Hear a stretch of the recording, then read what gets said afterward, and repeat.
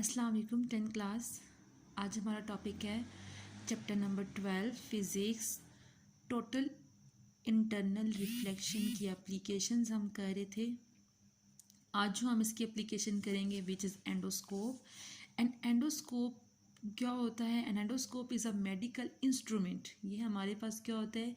एक medical instrument होता है यूज्ड फॉर एक्सप्लोरेटरी डायग्नोस्टिक, कि हमारे एक्सप्लोर करना, डायग्नोस करना किसी चीज़ का, यानी हमारी अगर इंटरनल बॉडी में कोई प्रॉब्लम है तो उस प्रॉब्लम को डायग्नोस करना हमारे पास क्या कहलाता है? एंडोस्कोप।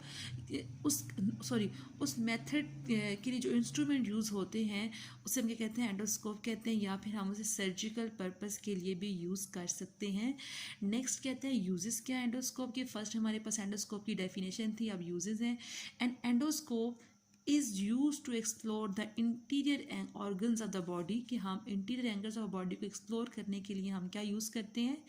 एंडोस्कोप यूज़ करते हैं। ड्यू टू स्मॉल साइज, इसका साइज बहुत स्मॉल होता है। It can be inserted through the mouth and thus eliminates the invasive surgery, मतलब विदाउट कटिंग सर्जरी।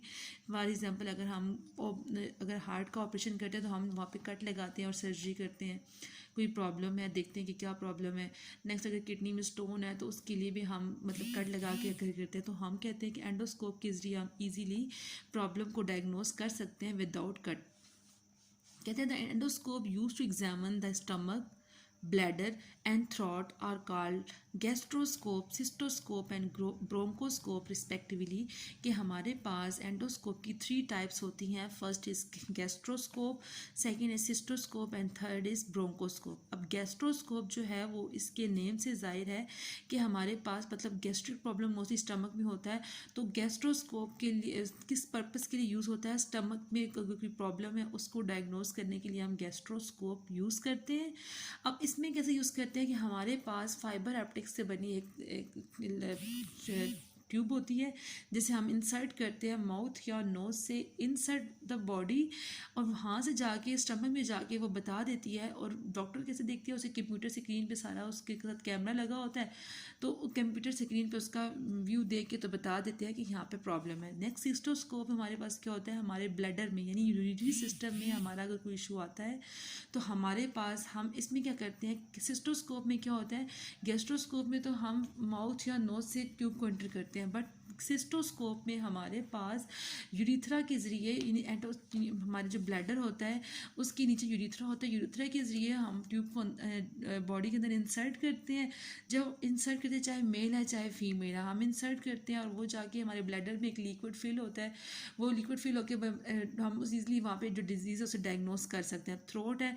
अब ब्रोंकोस्कोप आपको पता है कि ब्रोंक्यूल्स और लंग्स, ट्रिकिया, वोकल कॉर्ड्स, ये सारे के सारे हैं हमारे ब्रोंकोस्कोप, मतलब ब्रोंको के नाम से जाहिर है। तो ये सारे के सारे अगर हमारे थ्रोट में कोई इशू हो तो हम इसके लिए हम ब्रोंकोस्कोप यूज़ करते हैं। नेक्स्ट कहते हैं एन एंडोस्कोप यूज टू। अब एंडोस्कोप कैसे होते हैं? Use to fibre optics tube through a pipe, a medical procedure. अब एक होता है एंडोस्कोप और एक होता है एंडोस्कोपी। आपने एंडोस्कोप और एंडोस्कोपी को मिक्स नहीं करना।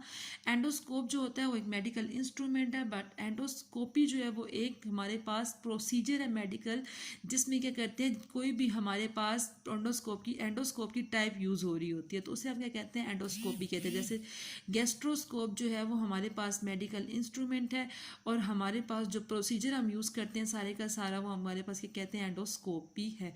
ठीक है। The light shines on the organ of patient to be examined by entering through one of the fibre tubes of the endoscope.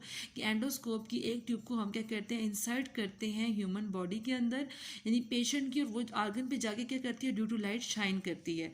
The light is transmitted, again transmit होती है back to the physician, मतलब वहाँ पे जाएगी जिस organ से उसका issue है वहाँ टकराएगी, ट्रांसमिट होकर अगेन फिजिशियन मतलब डॉक्टर के पास वापस आएगी viewing lens through the other fibre tube by total internal reflection. हमने क्योंकि टोटल इंटरनल रिफ्लेक्शन के बारे में पढ़ा था कि इंसिडेंट जो होती है वो हमेशा क्रिटिकल एंगल से क्या होती है, ग्रेटर होती है, तभी हमारे पास रिफ्लेक्शन का प्रोसेस होता है। डॉक्टर के पास जो रे जा रही है, लाइट रे जा रही है, वो ऑर्गन में जाके शाइन करेगी, वहाँ पर टकराएगी, टकराने के बाद वो क्या करेगी, अगेन फिजिशियन के पास वापस आएगी, वहाँ पे लेंस लगा होता है और फिजिशियन उस लेंस के जरिए देख के बता सकता है कि हमारा प्रॉब्लम कहाँ पे आ रहा है। कहते हैं flexible endoscope have a tiny camera attach to the and.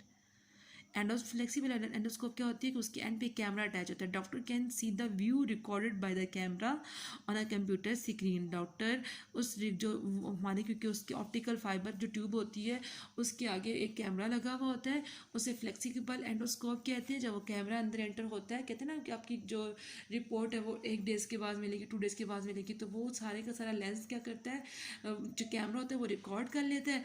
Eight then doctor क्या करता है, उसे कंप्यूटर स्क्रीन पे देख के अपनी रिपोर्ट बना देता है कि इसके यहाँ पे इशू आ रहा है। नेक्स्ट मेरे पास है रिफ्रैक्शन थ्रू प्रिज्म। कि अब हमारे पास पहले हमने पढ़ा था रिफ्लेक्शन थ्रू प्रिज्म, नेक्स्ट हमारे पास है refraction through prism.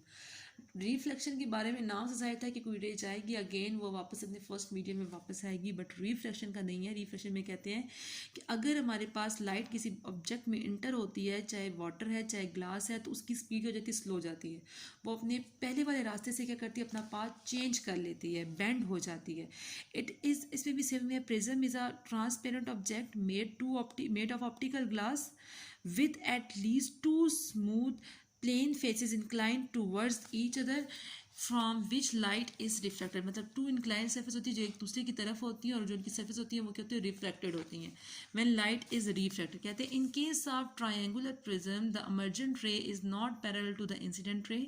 emergent ray जो है वो पैरेलल नहीं है इंसिडेंट रे की। अब हम पहले डायग्राम को एक्सप्लेन करते हैं, फिर हम इजीली समझ जाएंगे कि हमारे प्रोसेस में हो क्या रहा है।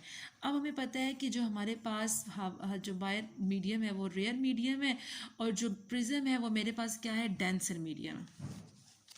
ठीक है, ये रेयर मीडियम है और प्रिज्म मेरे पास क्या है, डेंसर मीडियम है। अब जब लाइट जो है वो रेयर मीडियम से डेंसर मीडियम में जा रही, पीई जो है वो मेरे पास इंसिडेंट रे है। ठीक है, पीई मेरे पास क्या है, इंसिडेंट रे है। जैसे हम ये ड्रॉ करते हैं, फॉर एग्जांपल ये मेरे पास क्या है,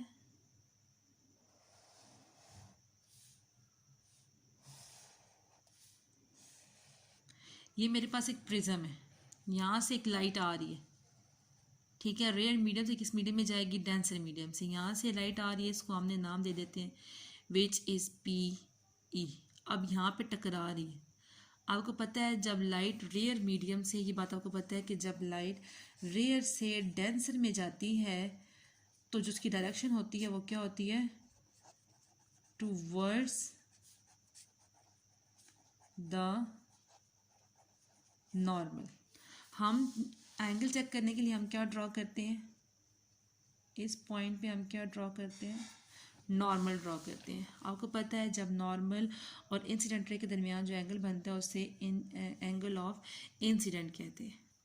अब हमारे पास हमने 90 का एंगल बनाया है, नॉर्मल ड्रॉ किया है जो इसका 90 का एंगल बना रहा है। अब ये लाइट क्या करेगी, होना तो ये चाहिए कि जो लाइट है वो बिल्कुल जैसे रास्ते से आई है स्ट्रेट ऐसे ही मूव कर जाए, लेकिन हमने पढ़ा था कि जब रेयर मीडियम से डेंसर मीडियम में लाइट इंटर होती है तो अपना पाथ चेंज कर लेती है, वो टूवर्ड्स द नॉर्मल मूव कर जाएगी। वो बिल्कुल कैसे मूव कर जाएगी, ऐसे मूव कर जाएगी। ठीक है, इसे हम चलो ई इसका हम एस का नाम दे देते हैं। ठीक है, उसने मूव कर दिया। अब हम बात करते हैं सेम। अब यहाँ पे मेरे पास ये कौन सी, ये क्या बनेगी, नॉर्मल के दरमियान और इसके दरमियान कौन सा एंगल बनता है, एंगल ऑफ रिफ्लेक्शन।